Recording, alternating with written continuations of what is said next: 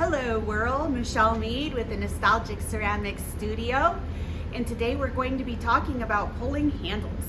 So I don't know why this is, but so many beginners get so aggravated with the process of pulling handles. And a lot of that I think comes from not understanding how to dry the clay to a certain point so that when you attach the handle to the mug and the handle are the same dryness. And that helps a lot with getting your mug handle to look the way that you want, to look professional, right? We want our mug handles to look handmade, but we also want them to look like they were handmade by a professional. We don't want them to look all like a blob of clay attached to the side of your beautifully thrown mug, right? And so the key to that is having the correct dryness between the mug and the handle when you attach. You want both pieces to be in the leather hard stage, and you kind of want your handle to be still flexible, so it's at the very beginning of the leather hard stage, but you also don't want it to leave fingerprints, or you don't want to be able to smush and indent it with your finger, because that's kind of what makes those handles look kind of wonky. So we're going to be talking a little bit about not only throwing the handles, but how to attach them so that you can have some success and not feel so discouraged with attaching a handle to your beautifully thrown pot. So without further ado, let's pull some handles. Okay, so let's talk about some of the tools we're going to be using to throw these handles. First of all, we've got a wear board here, and this is just a 12 by 12 piece of MDF wood that was meant for outdoor use. So it kind of has this coating on the top of it. I don't know if it's wood or what it is on the top of these wear boards, but they were really great because they were industrial and intended to be used outdoors. And so I just went ahead and cut a big giant sheet of this into 12 by 12 pieces of wood, and they are my wear boards. They have not been polyurethane or anything like that. I specifically got outdoor sheet of wood so I wouldn't have to poly it. It's already been treated for weather. So, and those have been working out really well. I don't know exactly where you can get these. Unfortunately, I don't know if they carry this at your local hardware store. They might. These specific sheets of wood came off of a construction job site. So if you can find them, they've worked great, and I haven't had to do anything but cut them. You're gonna need a bucket of water, and you're gonna need the clay you're using. I use a fettling knife. And to start, I would like to say that I've seen so far 3 basic ways to throw a handle. One is to throw a big long snake of clay and cut that into multiple handles. The other way is to take a little nub of clay, attach it to your mug first, and then pull the handle directly off the mug. And then there's the way that I do it, which is what I'm going to be showing or demonstrating here today. If there's an interest in how to throw and how to pull handles in other ways, I can go ahead and demonstrate that as well. But I warn you, I'm not as good at doing it the other ways because this is how I do it. And I can just show you real quick. I'll be right back. Okay, so I'm not going to demonstrate this, but I can just kind of show you. I have this sweet little tea mug that I threw off of the hump the other day, and it's leather hard. It's still malleable, like I could still bend it, but if I bent it too far, it would crack. I don't know if you can see, I can still indent it. Can you see that? I can still indent it, but it's also, I'm able to pick it up and move it without it warping, so that's the leather hard stage it's in. That's the stage that you want your mug in to put the handle on. and you want your handle to be the same exact amount of leather hard. So what I typically do is I will throw my hand, I will wait for my mug, I'll put this in the damp box and I'll wait for this to get leather hard at this stage. Then I will come back, I will throw my handle, and I'll let my handle sit out in the open without a fan or, without a heater. I just let it sit out in the open while I trim my mug. So then I'll take this and trim it. And by the time I'm done trimming my mug, typically the handle is pretty close to the same leather hard as my mug. And at that point, I go ahead and I attach it. And then the whole thing goes back into the damp box. And I leave it in there for several more days so that both the handle and the mug can acclimate together. And that prevents cracking at the mug joints. And I also would like to mention that when I attach my joins, I attach it not only using magic water combined with the clay body that I'm using, but I also put a little bit of paper pulp in there, which also prevents and limits cracking. So, and the paper pulp and the magic water slurry, I will do in a separate video at another time. But I did want to let you know that, just so that you're aware of that technique you can use to prevent cracking on your handles. So, one way that people like to pull their handles, which I do not prefer this method. I've done it before. It's okay. It's not how I prefer to do it. For several reasons. If you are working with a porcelainous body of clay, which a light stoneware or white stoneware without grog is, this clay body is as close to porcelain that you can get in stoneware, has no grog. It tends to crack. I mean, that's just the way of it. And so I don't prefer this method for these handles on these mugs because the clay body isn't designed for that.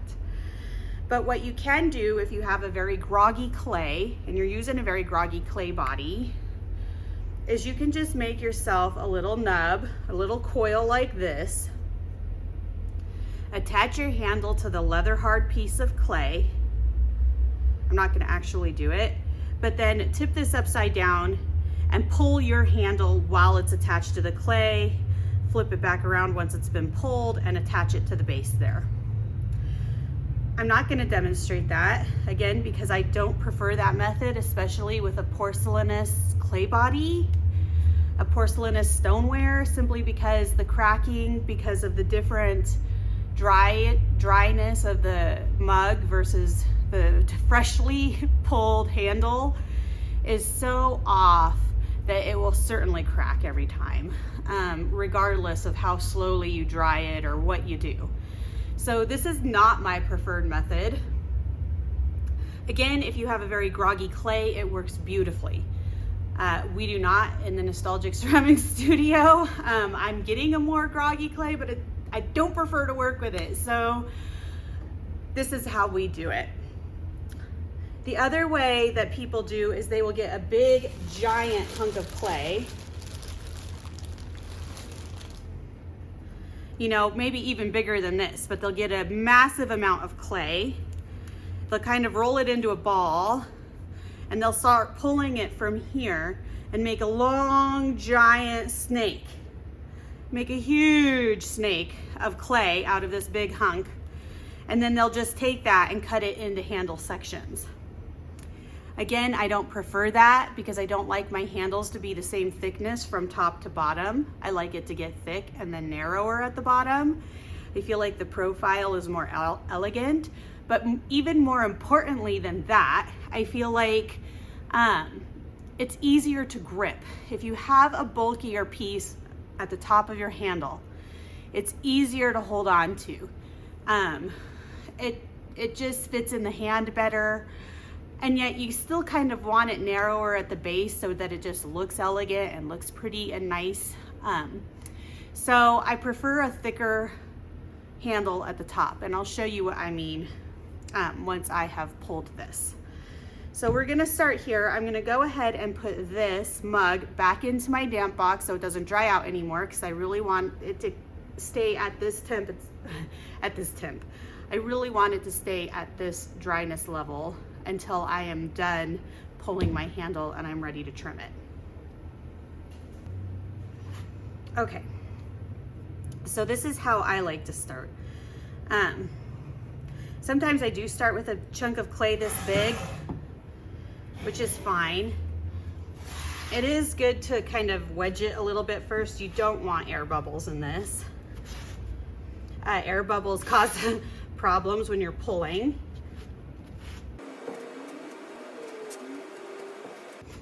Okay, so I didn't show you this because I edited it out. I edited it out off camera, but I did wedge this about 50 times off camera.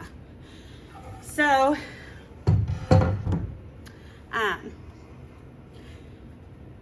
I like to start out with a piece about this size, and it depends on how many mugs I have to trim, but I like to have 2 or 3 handles per mug.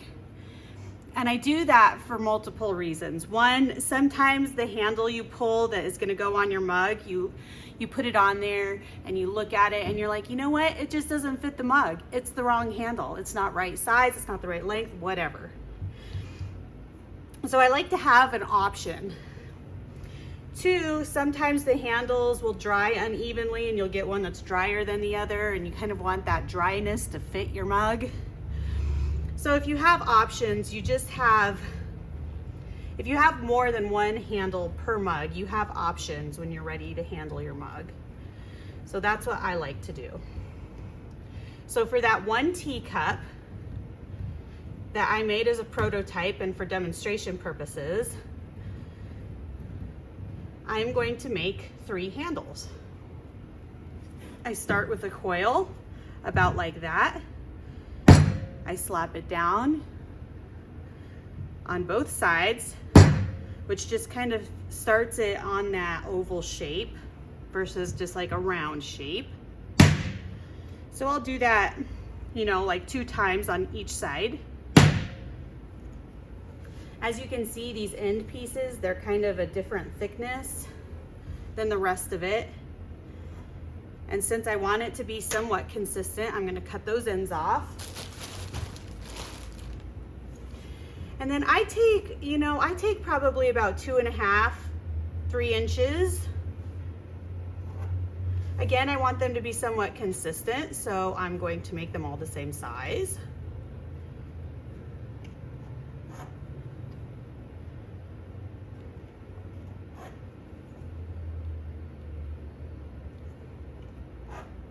And that chunk of clay actually got me 4 handles.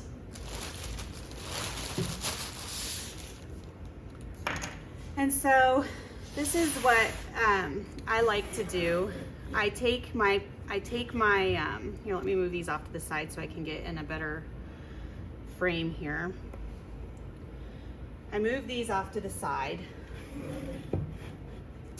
I take the end and I just kind of narrow it out a little bit, because if I don't do this, I'll end up with a big chunk of ball clay at the bottom here. So I just kind of like to narrow out that tail in advance. So it looks something like that. I pinch this and I pinch it and grip it pretty hard, and you don't want to get this top portion wet because it will slip right out of your hands every time if you do. So grip it while it's dry, grip it somewhat firmly. I'm actually indenting this as I grip it, as you can see. I'm gripping it pretty firmly. And then you just get it real wet and you start pulling. Now, what I like to say is, you know, this is kind of a funny concept in clay, ooh la la, right? But And it's really difficult to teach to young students. They you know, young enough to understand, but old enough to understand, but young enough to where it's giggles in the classroom. But you want it with the grip or the firmness of petting a cat's tail. So, and you just keep doing that. You don't have to do it fast. I do it in every direction here. So I'll go this way, then I'll go this way, and that just kind of keeps it consistent on both sides. You know, it kind of keeps the shape consistent. Some people like to pull a thumb rest through and down the middle. You can do that. Some people like to do it on both sides. They'll do one on this side and one on this side, and it creates a different look. Some people just don't like that at all, and they'll do what's called a scissor pull back and forth. It just flattens it out more. Since I'm making a teacup and it's pretty delicate, I want the handle to also be somewhat delicate. It's gonna be a 1 finger or a 2 finger handle, again, because it's a teacup, it's delicate, it's meant to be small. And so I'm just doing a very simple back and forth motion, twisting it around as I go, and just making that as dainty and thin and as pretty as I can without making it too thin.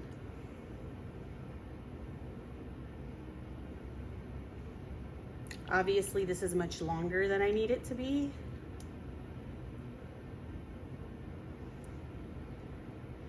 And when we think about it, this piece down here is not going to be the end of the mug handle. The end of the mug handle, when it's on the piece, is going to be more around in this area.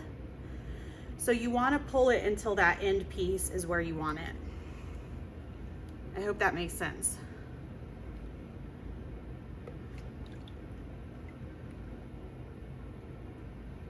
Right? So this down here would be way too thin, and it's starting to look weak and silly and not good.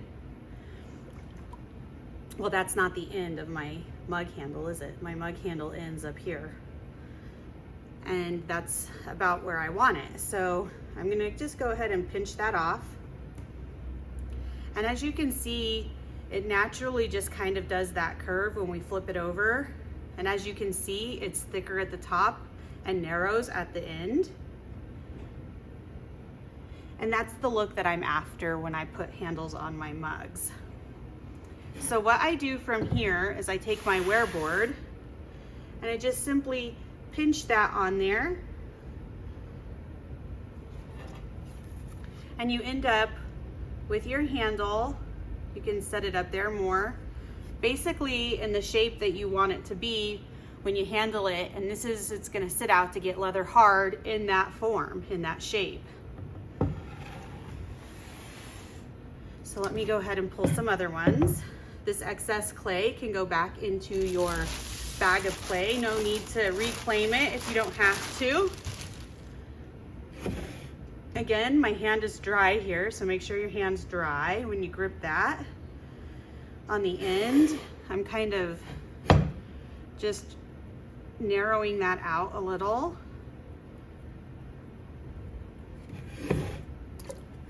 And then I'm going to start pulling it again.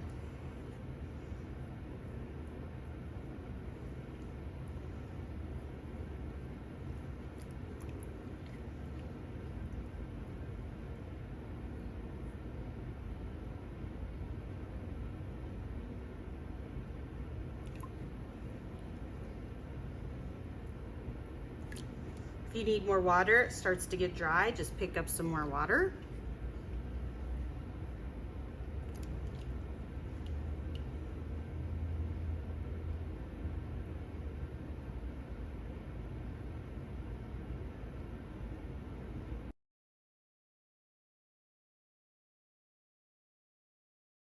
Bring my wear board back. I know that this one's way too long, so I'm gonna pinch even more off, set that how I like it. And that's it. So I'm gonna leave these to sit out while I trim my mug. And as soon as I'm done trimming my mug, I will be back here to show you how to attach that. Okay, I'm back, and my handles are still leaving a fingerprint when I touch them, which means that they're still not ready. However, in the interest of time that I have to film this, I'm gonna go ahead and attach it anyway. I don't recommend this if you're at home and you have time to wait and be patient. If I had time to wait and be patient, I would be putting these handles back into my, I would actually be putting depending on how much time I had to get it done, I would be putting the mug back into the damp box and leaving these out for a little bit longer. If I didn't have the time for either one, kind of like today, under normal circumstances, I would just put all of this back into the damp box until they were both the same leather hard stage. I don't have time to come back today and handle this, and by tomorrow this is going to be too dry no matter what I do. So I'm going to go ahead and push the limits. It's not something I encourage you to do as a beginner. So as you can see, my teacup has been trimmed and it's ready to get its handle. So for starters, the handle that I like the most is actually the first one of the three that I pulled. So I'm gonna go ahead and look at that. It's also kind of really damp still. Whereas this one here seems to have firmed up a little bit more, and I don't know why that is, because it was the last one that was pulled.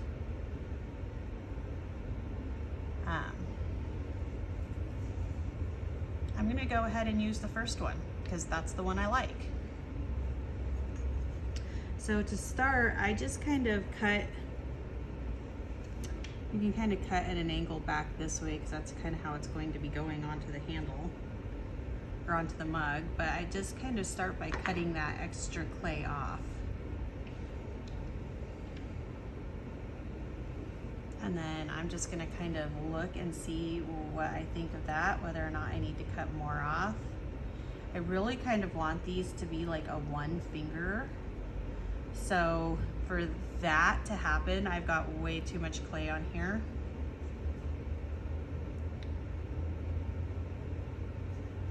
So I'm gonna cut back a little bit more.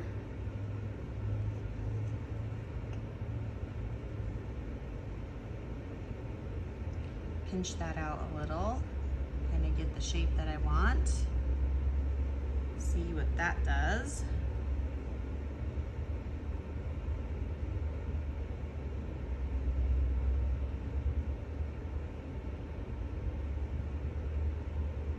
Yeah, and I like that.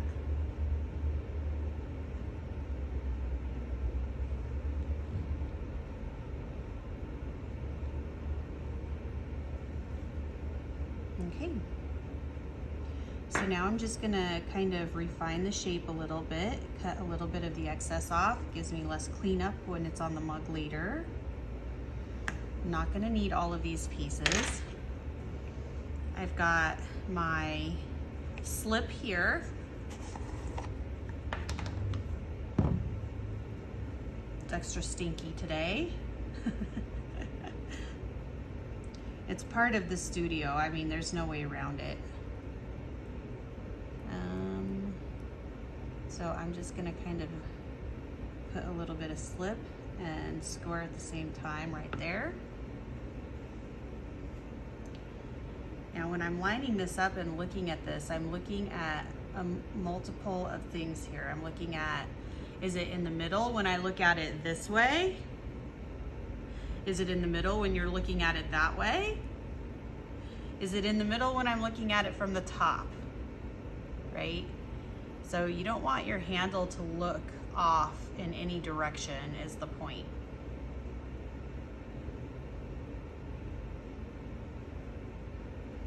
and I'm pretty happy with that. The fancy thing about this handle still being as damp as it is that I can kind of take this end piece, and since it isn't very dry, I'm still gonna be able to bend it a little bit. And so I'm going to turn this end piece into a cute little curl.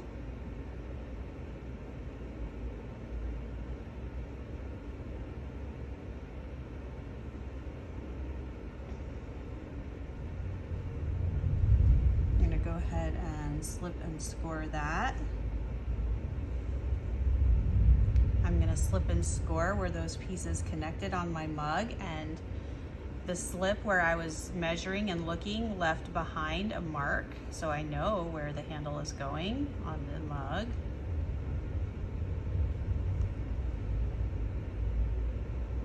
And again, before I completely attach it to the point where it's not gonna move anymore, I am checking every angle to make sure that my mug looks the way that it's supposed to. My handle doesn't look wonky in any direction.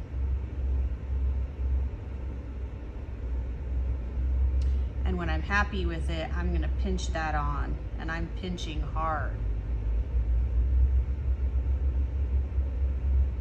Supporting the inside of the mug and pinching to attach on the outside. With this base piece, instead of pinching, I wiggle, wiggle, wiggle, jiggle, jiggle, jiggle until it grabs.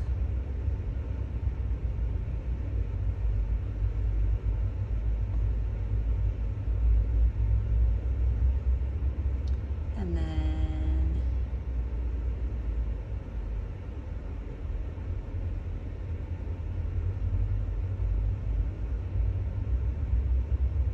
okay.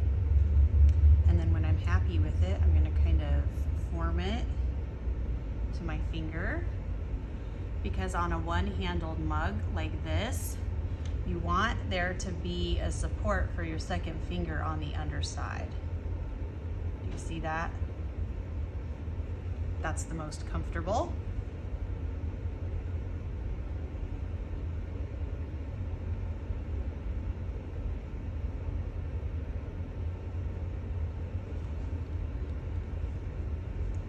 And then I'm going to make a little delicate and dainty thumb rest at the top.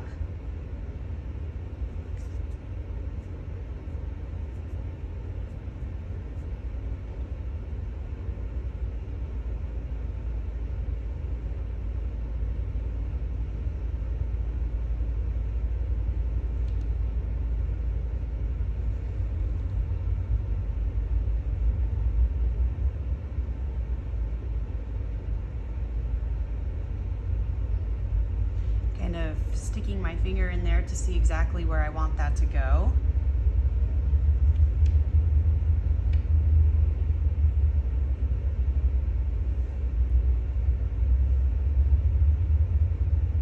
Obviously, if this was a mug, you would be feeling for different ways, because your handle probably fits 3 or 4. If it was a coffee mug, you kind of want your handle to fit 3 or 4 fingers. For a teacup, you want it to be able to fit 1 finger and a rest for the second finger, and then I like to have that extra thumb support there so that you can really grip the mug.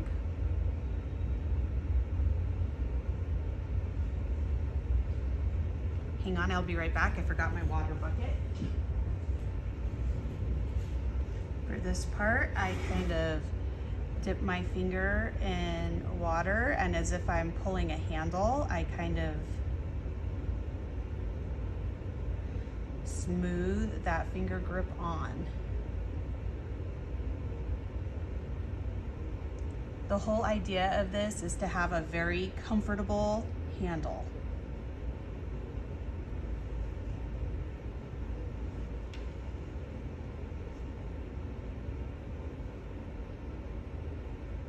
Okay.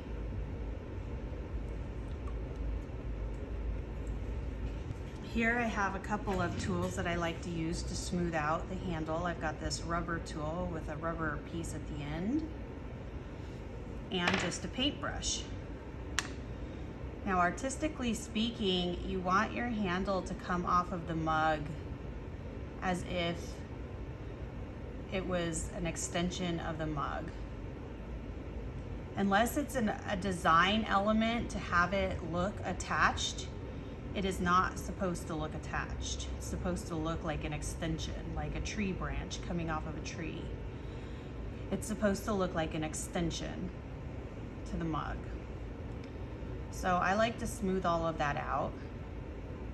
There are mugs out there that the handle doesn't look seamless. It's an obvious attachment. And typically in that case, it's an intentional design element by the artist. But for all practical purposes and under normal circumstances, that is not the look that you will be going for.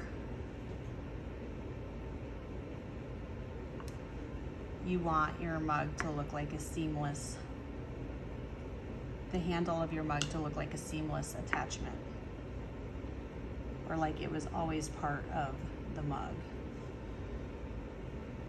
So what I'm doing is I'm just taking some time to smooth out this underside where I attached.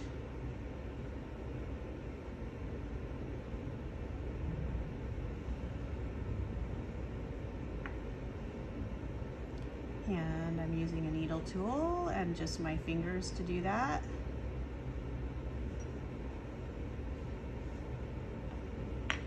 Same thing on this underside. I'm going to use a paintbrush to kind of get in there and make that portion kind of seamless at the base here. Had some extra slip, so that's why I'm wiping down the brush just enough, or wetting down the brush just enough to get that extra slip off.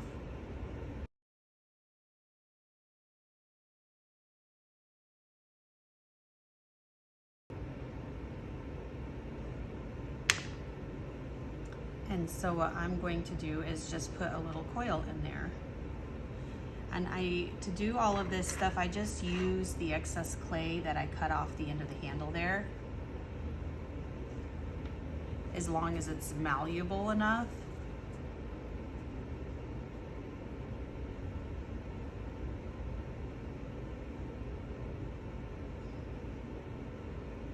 I kind of pinch a sharp point on it like that so that it fits right down into that crevice.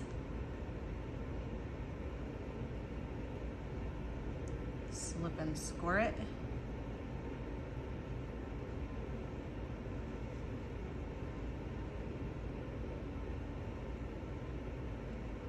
The chunks that you see in my slip are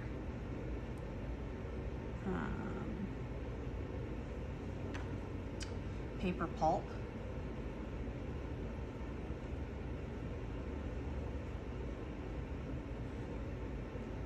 So that these pieces that get attached do not crack. Either take my needle tool or whatever tool that I have that's round like this, and I kind of use that to rock it into that crevice.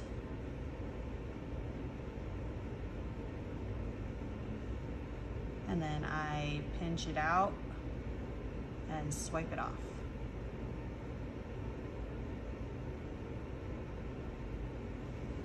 And already just from that, you can see that that makes the attachment look more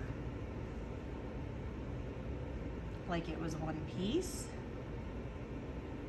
Not only that, but it's added assurance for making sure that that handle doesn't come off when somebody's using the teacup.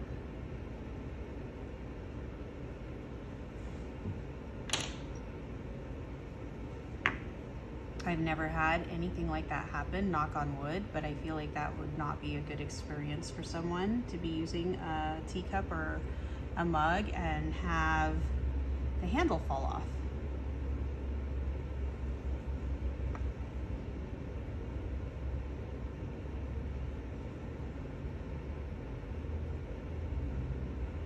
And since this handle is so small, I just really want to make sure I've got it attached on there really well, because it is going to be holding up the weight. I mean, not that it's a heavy mug, but it is going to be holding this little itty bitty piece of clay is going to be holding up this entire form.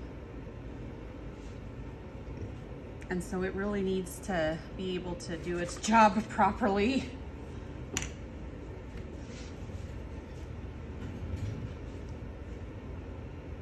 I had all of my tools over at the wheel instead of over here. So then I just get my paintbrush ever so slightly damp, and I just clean that up. Hi, Lynn. How are you? Good. And that's it.